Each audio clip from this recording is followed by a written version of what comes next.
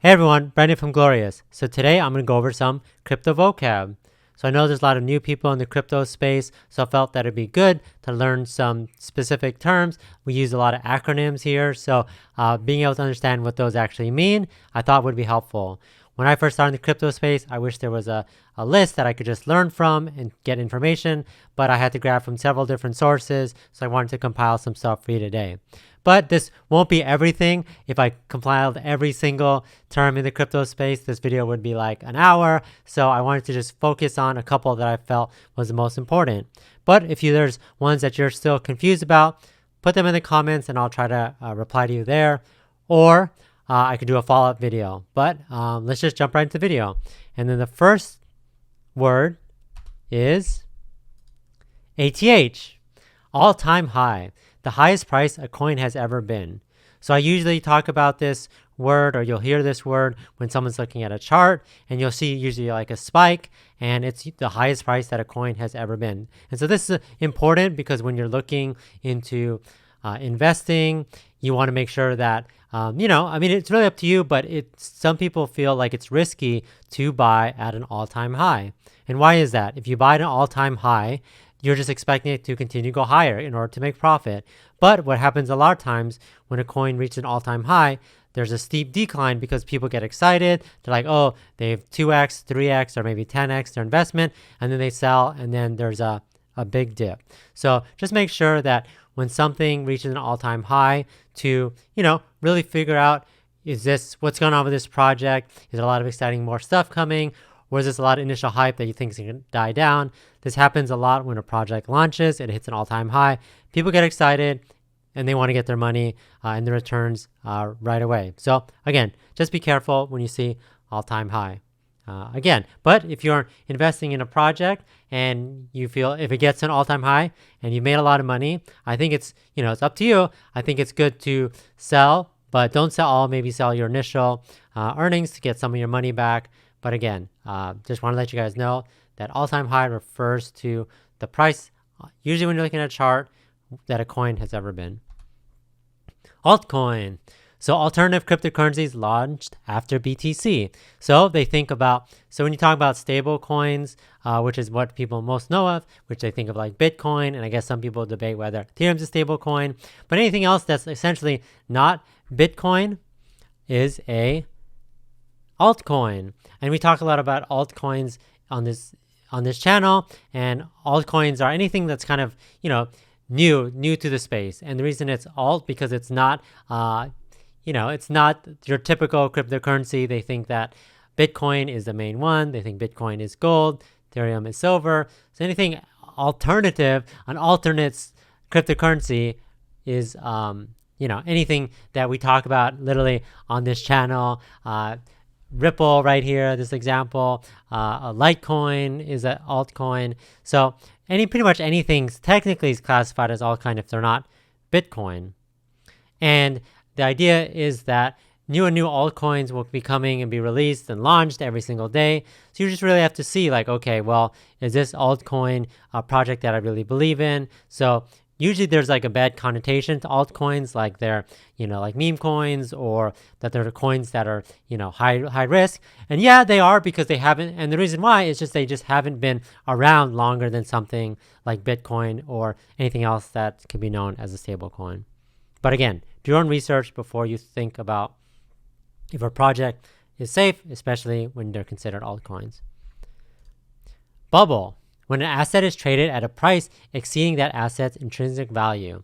So the idea is that there's an idea in this graphic, and shout out to my graphic designer, that people think that, Bitcoin is in a bubble or was in a bubble. And the idea was that it's worth more than, and who knows, it's all speculative how much an asset is actually really worth. But the idea is if someone thinks like, Bitcoin is only worth like 20,000 per Bitcoin and they got up to 40,000, they think, wow, that's just way too excessive. That's way too high. That's going back to like my all-time high, what I was talking about earlier, which was like, hey, when it reaches a point that, you don't think it's ever going to reach again, or you think it's just too high for its overall value. And that's why people sell and things like that. And people get really worried when things are overvalued because if you think about the last couple of months, crypto has been down is because they were like, okay, the bubble's over. Everyone thought the value was going to be this, but they were wrong. And then crypto kind of crashed. But it's really hard to tell, like who really knows the specific value of something.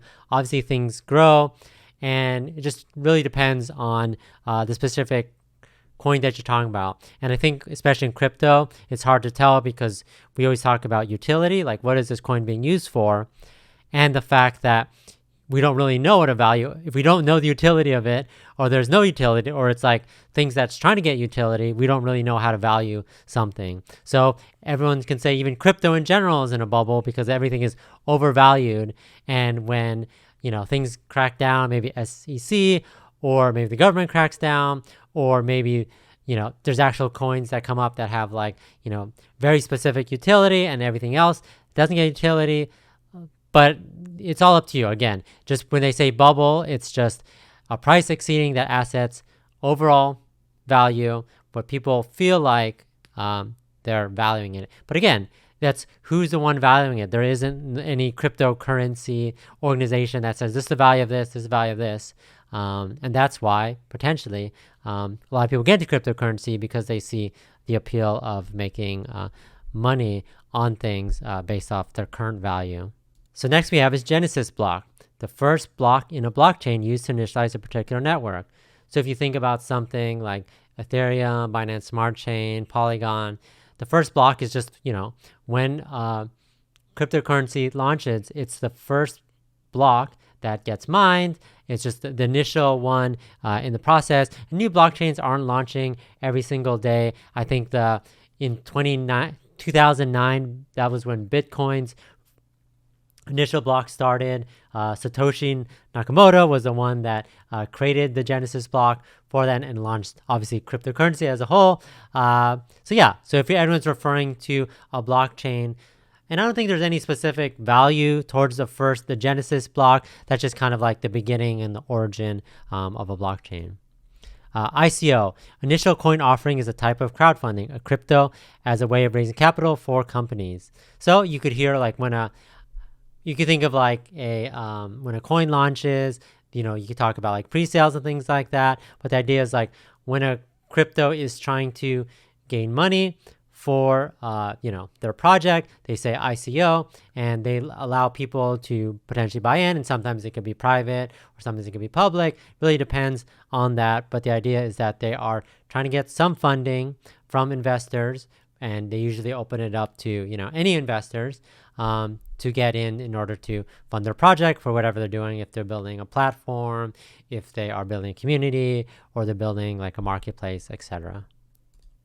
An airdrop, a campaign that distributes a specific cryptocurrency or token to an audience. So this is used a lot in like marketing terms.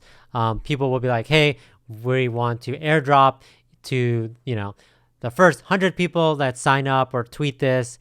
And what they're doing is they're just designating some specific cryptocurrencies to an audience and tokens.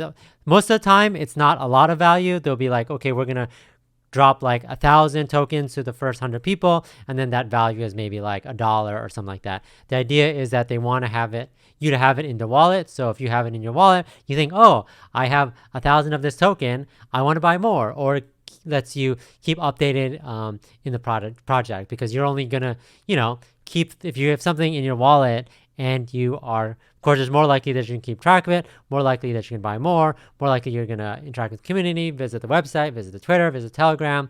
So it's kind of like a way to get people to know about your project. And I think people even airdrop like specific celebrities or big names of cryptocurrencies so that they, when they get something in the wallet, like, oh, what is this? And then that's an initial starting point when they learn more and more about that. There's airdrops every single day. So if you guys want to visit, there's plenty of websites out there that talk about upcoming airdrops if you just want to get some free tokens on a specific project. Lots of times they'll ask you to do things like follow them on Twitter or sign a form or share with your friends, but that's what an airdrop is. HODL. So HODL stands for hold on for dear life. An investor who holds to a currency for long-term gains. And so you always say this, they see to the moon or hold on for dear life or hold. The idea is that they want people, and projects will usually say this, they want you to hold for the long term. They want to make sure that you're not just jumping in early, selling it as soon as it reaches an all-time high, but that you're a long-term investor. And because what people say is that long-term investors are the ones that get the best gains because they go through it all, right? If there's a project talking about building a platform, people might get in and out before the platform even launches. But for the investors that come from the beginning, stay till like all the hype and all the success of the platform, they're the ones who get the long-term benefit. So that's why they say, hold on for dear life. You might get, there might be a lot of all-time highs. There might be times when you want to sell and make money, but in the long term, you're probably better off, again, do your own research, depending on the project, but you're usually better off holding on as long as possible for you so you can make the longest gains and the best gains. Fork, when a blockchain splits into two separate chains. Again, this doesn't come up too often, but the idea is that if this term ever comes up, if there's a blockchain that decides that they want to, split up, or for whatever reason, maybe it's a technology reason, maybe they want to do it for like marketing purpose, etc. They'll say that, oh, there's gonna be an upcoming fork, and then it splits. And usually what happens if you're invested in it, the value of your tokens will either change. And so obviously definitely keep update on the project if you invest in a project that says they're going through a fork, because you want to know what's going to happen to your investment. So that's it. So those were the ones I wanted to cover today. And I know obviously there's a lot more out there. So I hope to do more of these videos in the future. But let me know in the comments what you think about these terms. Let me know if there's other terms that you want to learn about. And just let me know in general what you think about crypto vocab. Do you think there's too much vocabulary? Do you think that we should have more to explain different things? And again, I encourage you guys to learn more about the crypto space, learn about crypto terms, and obviously do your own research. And that includes learning what people are saying and talking about. So when you invest in new projects, you understand what's going on. So thanks again for watching. Catch you guys next time.